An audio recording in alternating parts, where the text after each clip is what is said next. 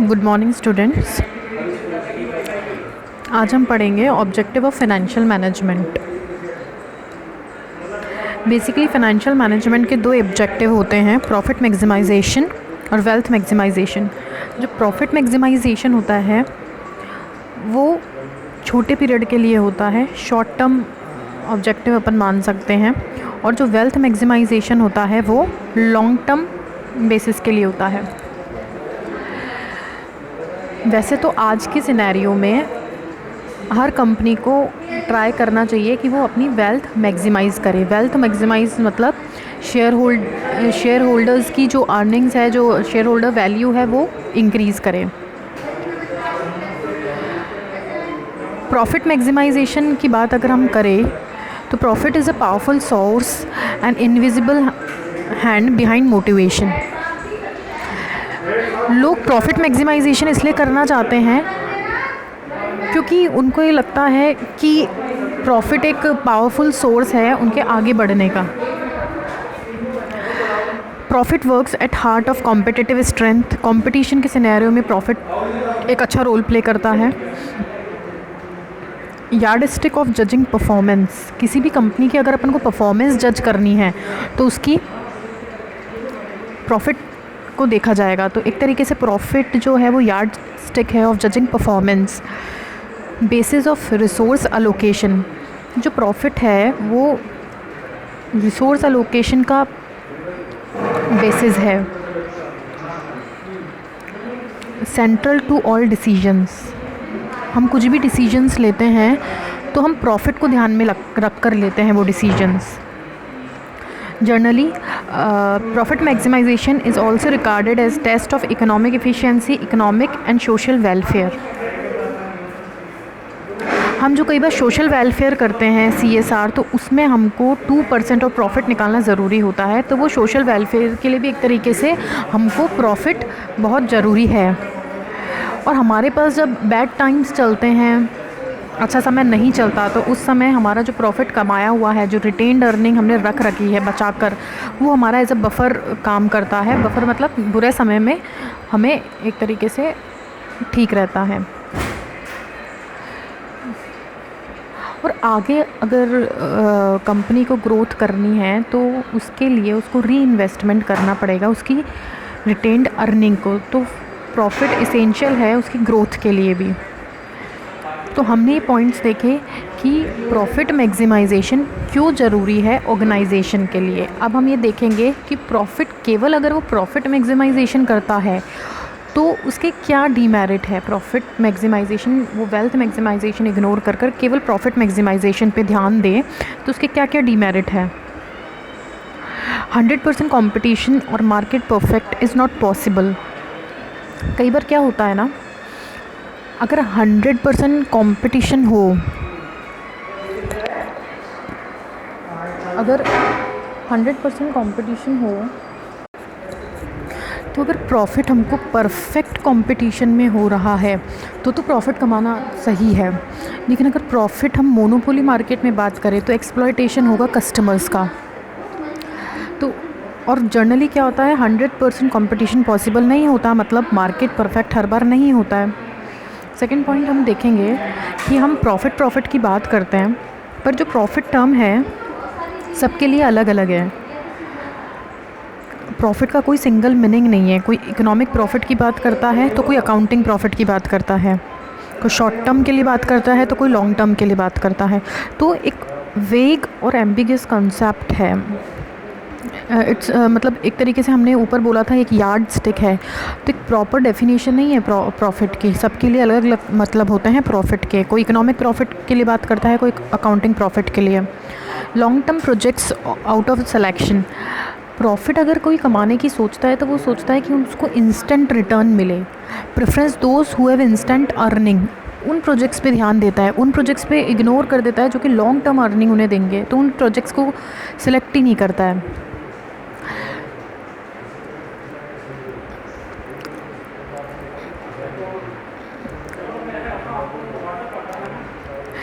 Next है corrupt practices होने लगती है।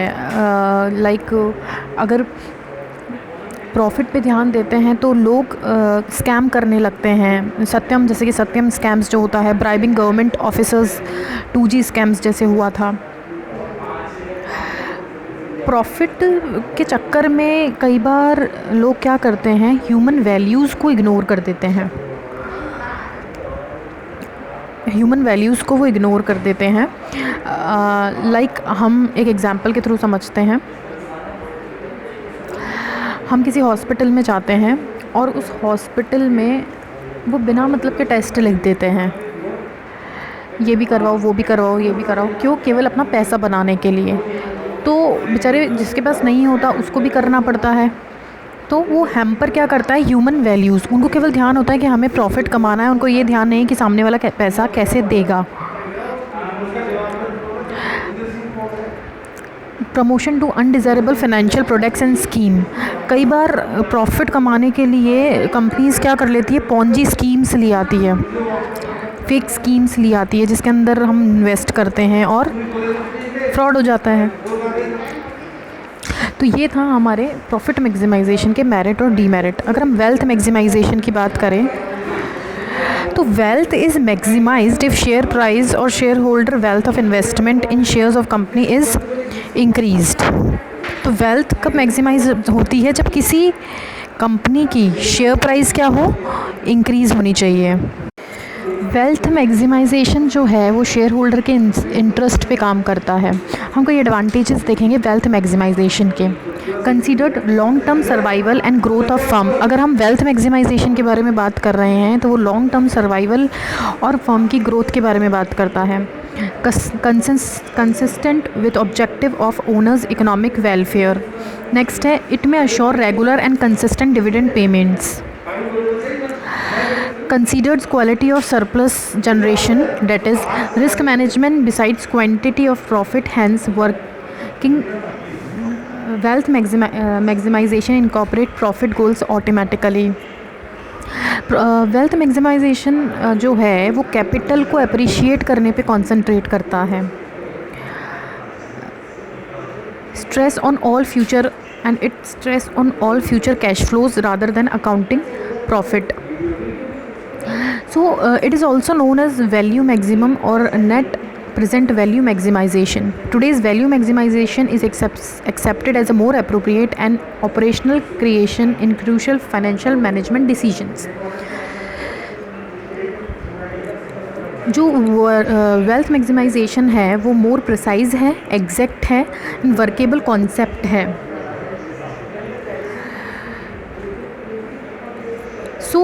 हमने ये देखा कि वेल्थ मैक्सिमाइजेशन जो है वो प्रॉफिट मैक्सिमाइजेशन से ज़्यादा अच्छा है।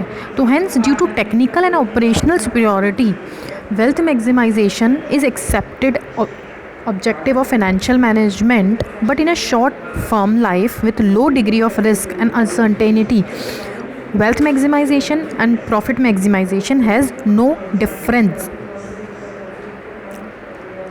अब वेल्थ मैक्सिमाइजेशन के लिए एक बहुत बड़ी प्रॉब्लम ये आती है कि उसमें एजेंसी प्रॉब्लम होती है। एजेंसी प्रॉब्लम मतलब ये होती है, जो मैनेजर्स होते हैं कंपनी के, वो हमेशा खुद का प्रॉफिट बनाने के बारे में सोचते हैं और वो इग्नोर करते हैं शेयर होल्डर्स के प्रॉफिट को। जो उनका गोल होता है वो ये होता है कि वो खुद की वेल्थ को कैसे इंक्रीज़ करें। अपन पढ़ते हैं इसके बारे में। In corporate enterprises management is agency of share holders on account of separation of ownership and management. Managers may prove to hurdle in achieving wealth maximization goal of shareholders known as agency problem। मतलब कि हम agency problem जो है वो मतलब managers जो है वो अपने पर्सनल गोल को कॉर्पोरेट गोल के आगे रखते हैं। कॉर्पोरेट गोल्स को वो सेकेंडरी रखते हैं और वो अपने पर्सनल गोल्स को आगे रखते हैं। They may work for satisfying instead of maximising share holders wealth. वो खुद को सेटिस्फाई करने में लगे रहते हैं इंस्टेड कि वो शेयर होल्डर्स की वेल्थ को मैक्सिमाइज़ करें। This problem may be in various forms such as excessive manager remuneration, वो ज़्यादा से ज़्यादा रेम्यूनरेशन ले ले, CEO अपना ज़्यादा पे ले ले, और वो फैसिलिटीज़ पर ज़्यादा खर्चा करें, खुद की फैसिलिटीज़ पर। इवन फ्रॉडलेंट एक्टिविटीज़ और प्रैक्टिसेस में इंडल्ज हो जाए, जैसे कि एग्जांपल देती हूँ, रिबोक जो कंपनी है, fraud committed by Reebok India, managing director Subinder Singh Prem, chief operating officer Vishnu Bhagat. Example अगर हम की बात करें तो एलिगेशन ऑन अशोक लीलैंड पर जो लगा था, Infosys executive drawing huge salary and perquisites whereas lower amount of dividend to share holders. उन्होंने खुद के सैलरी और परक्यूसिट्स पे ज़्यादा ध्यान दिया था उनके इन्फोसिस के एग्जीक्यूटिव्स ने, रिगार्डलेस उन्होंने शेयर होल्डर्स को कम प्रॉफिट दिया। एजेंसी प्रॉब्लम में even fail the organisation such as Satyam computer जो केस हुआ था। तो जो एजेंसी प्रॉब्लम है उसको सॉल्व करने के लिए हम कई मेजर्स देखेंगे, जैसे कि वेरियस टाइप ऑफ ऑडिट होनी चाहिए कंपनी में, ट्रांसपेरेंसी होनी चाहिए, डिस्क्लोजर्स रिक्वायरमेंट्स होनी चाहिए, पारदर्शिता होनी चाहिए, रेगुलर इन्वेस्टर्स की मीटिंग होनी चाहिए, इंट्रैक्शन होना चाहिए, थ्रेट ऑफ हॉस्टाइल टेकओवर्स के बारे में थोड़ा ध्यान रखना चाहिए, linking remuneration with stock prices हमें करना चाहिए, performance linked incentives including profit sharing, bonus on achievement of state goals हमें थोड़ा सा देखना चाहिए। इन टोटल अगर हम बात करें तो profit maximisation as well as wealth maximisation both ज़रूरी होती है एक ऑर्गेनाइजेशन के लिए। Thank you.